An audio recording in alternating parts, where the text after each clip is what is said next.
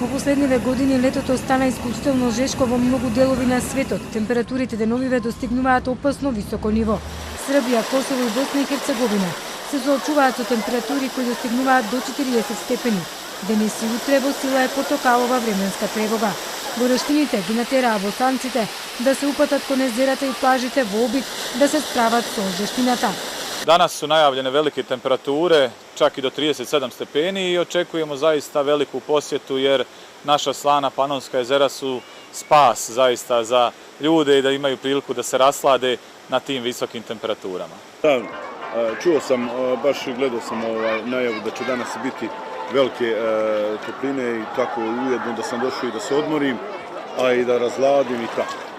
Во Атина пак се очекуваат пеколни температури кои ќе надминат и над 40 степени. Градските власти на туристите им препорачуваат прошетките да ги прават во утринските или вечерните часови. Во Филаделфија е отежнат железничкиот сообраќај поради усвитените шини. Забрзано се топи и гренландската ледена плоча. Во Швајцарија се намалуваат глечерите и создаваат дупки. Во зоолошките низ Европа се подготвуваат замрзнати овошје и зеленчуци за да се прехранат животните и се разладуваат со студена вода.